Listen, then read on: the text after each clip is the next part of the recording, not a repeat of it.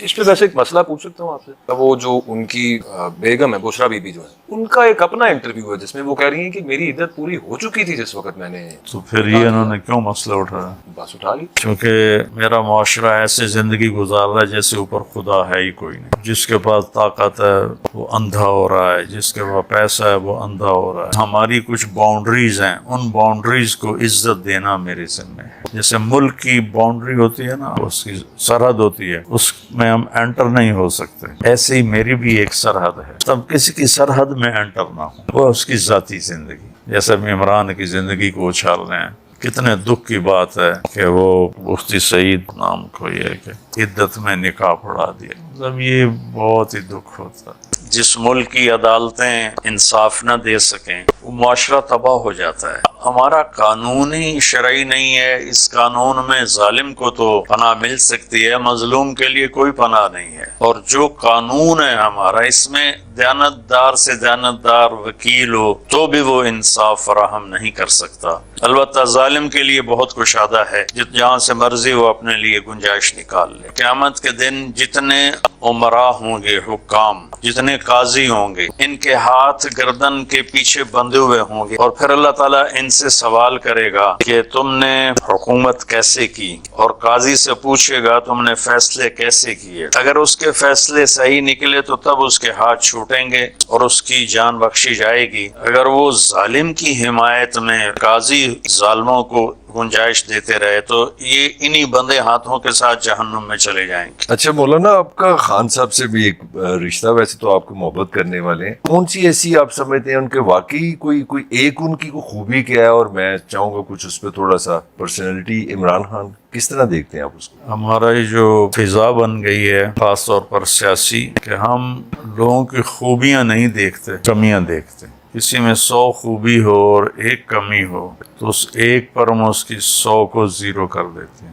ہمیں یہ کہا گیا ہے، ہماری شریعت کا سبق، ہمارے نبی کا سبق، کہ خوبیاں دیکھو کمیاں نہ دیکھو. چونکہ میرے ذمہ حساب نہیں ہے، وہ اللہ کے ذمہ ہے. اور اللہ بہت کریم ہے، معمولی سی خوبی کو دیکھ کر خوش ہو کے معاف کر دے. اور میں اس کی کمی کی وجہ سے دل میں نفرت لے کے بیٹھا ہوں تو میری تو ہلاکت اور بربادی ہے. میری تربیت تو ایسی ہے کہ میں ہر آدمی میں خوبی تلاش کروں. تو لہٰذا میرے لیے تو عمران خان ایک اچھا آدمی ہے، نیک آدمی ہے، مومن آدمی ہے. اور خان صاحب، اللہ تعالیٰ ان کی زندگی میں برکت دے. یہ ہمیشہ اپنی قوت ارادی میں بڑے پکے رہے. میں ان کی کرکٹ کا فین ہوں، رہا ہوں، اب تو چھوڑ گئے. 92 میں جب انہوں نے ورلڈ کپ جیتا تو صرف اس ایک شخص کا عزم تھا کہ مجھے ورلڈ کپ جیتنا ہے. ٹیم تو بہت کمزور تھی، گرتے پڑتے فائنل میں پہنچی. پھر اس کے بعد اتنے بڑے ہاسپٹل، اربوں کا منصوبہ، جیب میں 4 آنے بھی نہیں، لیکن عزم کیا، ارادہ کیا، اللہ نے اسے کھڑا کر کے دکھا دیا. پھر یہ 22 سال پہلے سیاست میں آئے، یہ تنہا تھے، اللہ نے ان کی قوت ارادی، محنت، وزیر اعظم بنایا. تو خوبیوں کا اعتراف نہ کرنا بھی جہالت بھی ہے اور بخل بھی ہے. اس نے بہت بڑا کام کیا. اللہ کو اگر ہم نے اس کو پذیرائی نہیں دی تو اللہ اس کو اس کی اپنے خزانوں سے جزا دے گا. تو ہم چاہے نام بھی دیں تو اتنا بڑا کام کیا، قابل رشک ہے، قابل تعریف ہے. 57 اسلامی ملک ہیں، کسی ایک کے منہ میں زبان نہیں ہے کہ اس فورم پہ جا کے بولتا. وہ شخص بولا جرت کے ساتھ. ہم اس کی کاوش کو سراہتے ہیں. مجھے اللہ کی ذات سے امید نہیں، یقین ہے 100% کہ یہ انتہائی دیانتدار، انتہائی مخلص ہیں. پھر ایک اور چیز جس میں وہ منفرد مجھے نظر آئے کہ اتنے وزیر اعظم آئے، ان کے ساتھ خواتین اول بھی بہت ساری آئیں. یہ پہلی خاتون اول ہیں جو پورے اسلامی حجاب میں ہیں، نقاب میں ہیں، پردے میں ہیں. پورے میرے پاکستان کی خواتین کے لیے ان کی زندگی ایک پیغام ہے کہ اتنے بڑے منصب پر بھی پردے کیا جا سکتا ہے. ہم سب ان کے لیے دعا گو ہیں. اللہ ان کی مدد فرمائے اور انہیں ہر شر سے بچائے.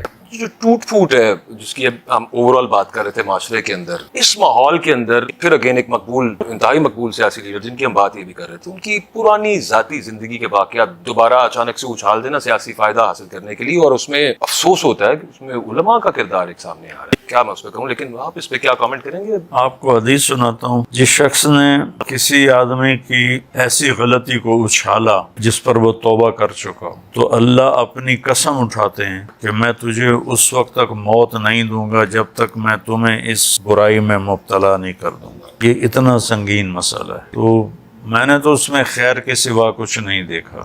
جس طرح اس نے لا الہ الا اللہ لوگوں کو سمجھایا ہے، ایسے تو علماء بھی نہیں سمجھاتے. باقی چونکہ سیاست اب نفرت میں تبدیل ہو چکی ہے اور آگے دشمنی میں تبدیل ہو چکی ہے، تو کسی کو فریق مخالف کی خوبی نظر ہی نہیں آتی، عیب ہی عیب نظر آتی. تو میں سب کے لیے ہمدردی رکھتا ہوں. سیاسی اختلاف بھی کریں، سیاست بھی کریں، مذہبی اختلاف بھی کریں، اپنے مسلک پر بھی چلیں، پر اللہ کے واسطے ایک دوسرے کے دشمن نہ بنیں، ایک دوسرے کہ درپے نہ ہو جائیں. سیاست کریں، نفرت نہ کریں، اپنے مفاد نہ دیکھیں. ملک ہے تو ہم ہیں، ملک نہیں تو ہم بھی نہیں رہیں. ایسا نہ ہو کہ اسپین والا معاملہ ہو کہ ذاتی مفاد کے اوپر لڑتے سارا ملک گاؤں 700 سال کی حکومت آج وہاں زیرو ہوئی پڑی ہے. میں قرطبہ کی جامع مسجد گیا، وہ گرجا بنی پڑی. تو میرا سب کو پیغام یہ ہے کہ آپس میں ملک کو پہلے دیکھیں، پھر اپنی حکومت کو دیکھیں، اپنی ضروریات کو دیکھیں. ہم ایک ملک کے ہیں، ہم ایک دوسرے کی عزت کریں اور اختلاف رائے کے باوجود بھی ایک دوسرے کو عزت دینا سیکھیں. یہ میرا پیغام ہے.